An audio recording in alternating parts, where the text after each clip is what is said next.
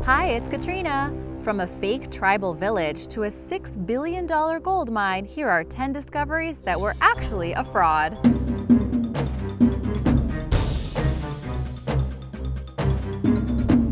Number 10. Fake fossils.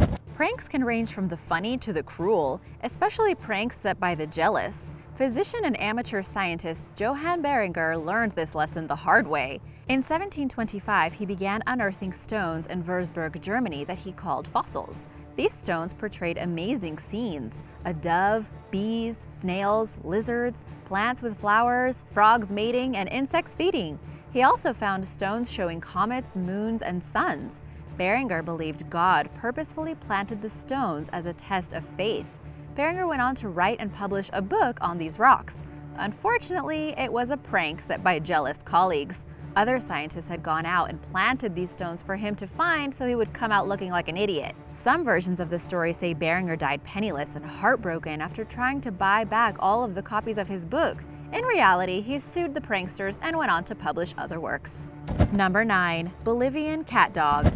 A cryptid is an animal that has been seen but not proven to be real by science. Cryptids are sometimes dismissed as a real creature or object mistaken for something else, like manatees mistaken for mermaids or pieces of bobbing driftwood mistaken for lake monsters. In the early 20th century, explorer Percy Fawcett, best known for mapping the Amazon rainforest, wrote about a strange animal he saw while in Bolivia.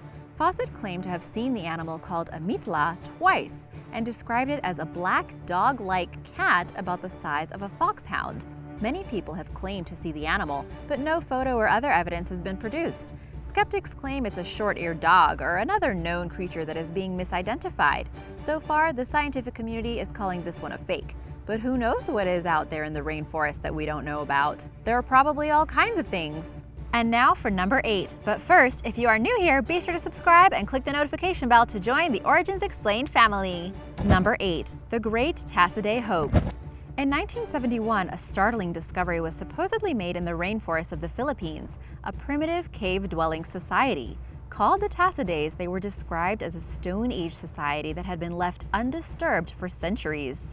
Academics were delighted to finally be able to observe these people up close. The Filipino president, Ferdinand Marcos, and his advisor on Filipino minorities, Manuel Elizalde, made the announcement. Scientists and celebrities flocked to the caves where the Tasadays lived.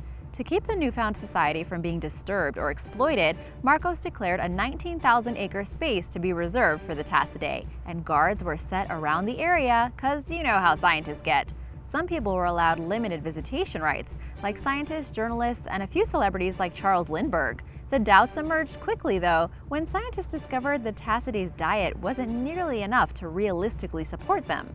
Soon after that find was announced, along with the intention of investigating further, anthropologists and pretty much everyone else were banned from the area. In 1986, after Marcos was deposed, a Swiss reporter went in search of the Tasaday and found a modern community. Come to find out, Elizalde, the advisor on minorities, had paid locals to pretend to be Stone Age cave dwellers. How's that for scientific fraud? Number 7.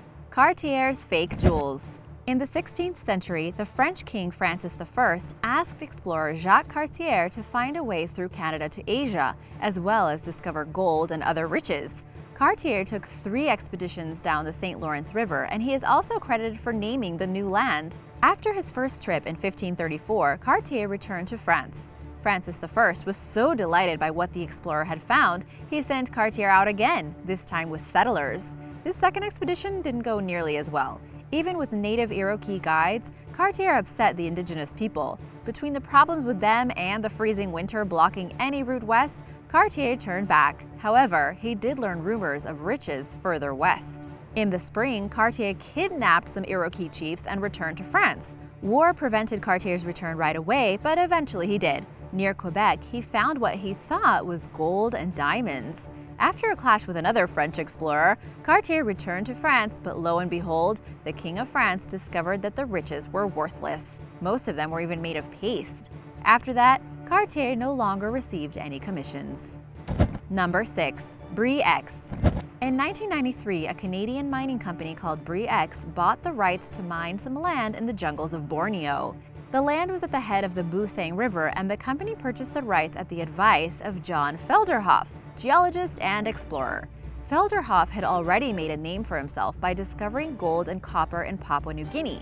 Because of his previous find, Bre-X chose to ignore the fact that other mining companies who explored the area before him hadn't found anything.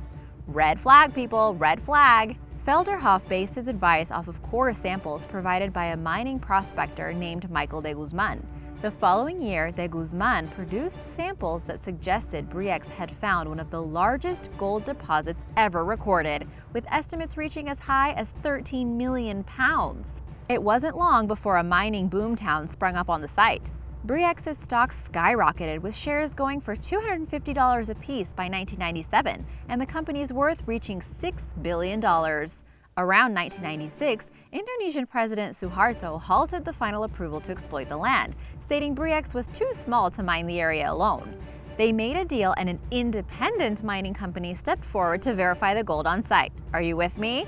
1 month after the deal was finalized in 1997, while on his way to a meeting with the independent company, de Guzman threw himself out of the helicopter transporting him.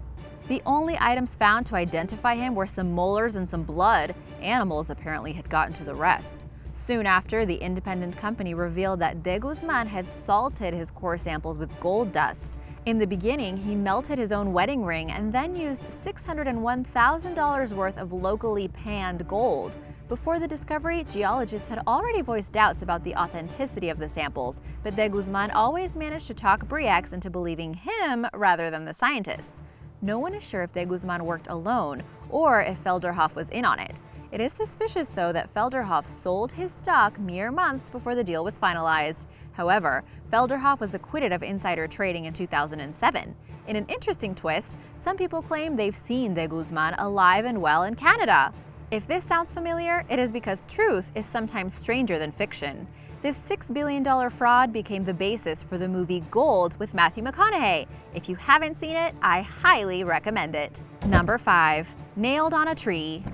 Mid-19th century Britain had a tree problem. The Industrial Revolution introduced so much pollution into the air that it darkened neighboring trees and killed the lichen growing there. Scientists also noted the ratio between light-colored peppered moths and darker moths had begun to decline.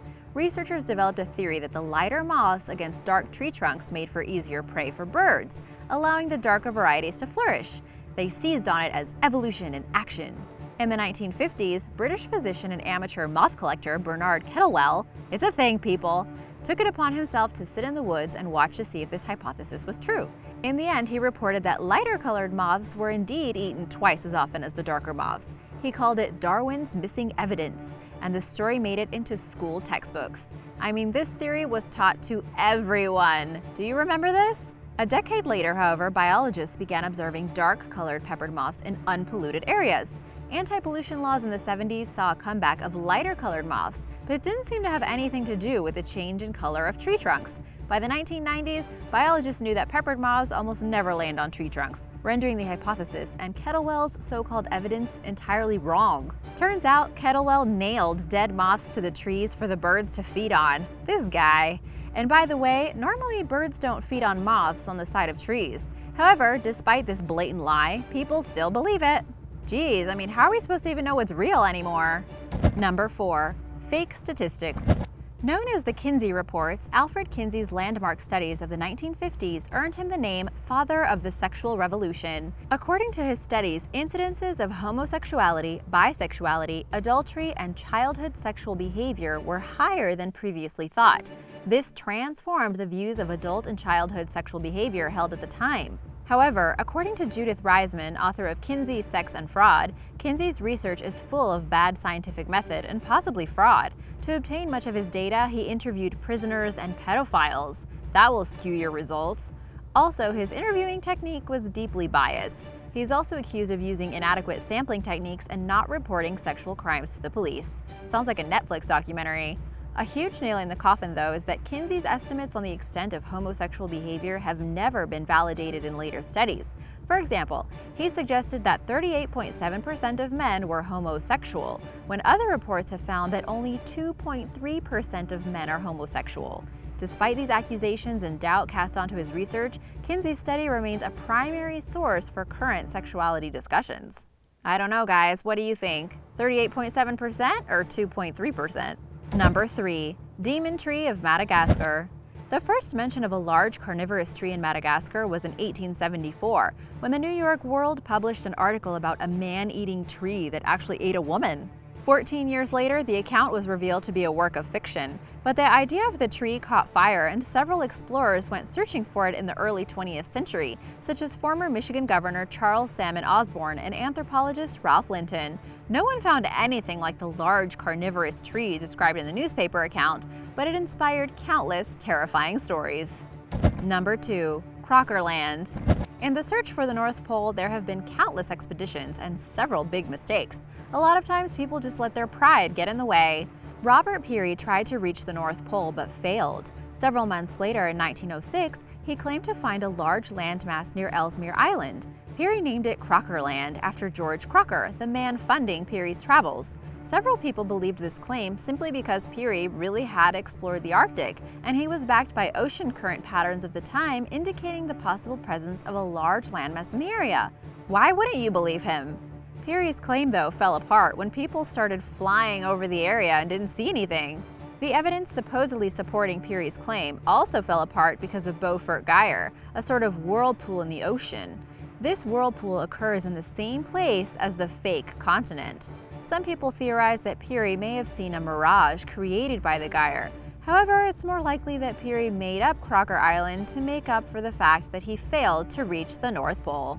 Number 1. The Cold Fusion Incident. Some herald fusion power as the solution to our future power needs because it can potentially provide an unlimited supply of energy with minimal impact to the environment. Sounds perfect, right?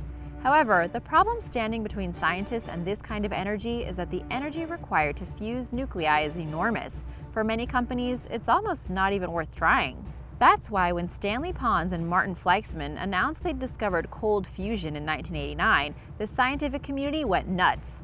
Cold fusion, in theory, uses much less energy to create nuclear energy for civilian purposes.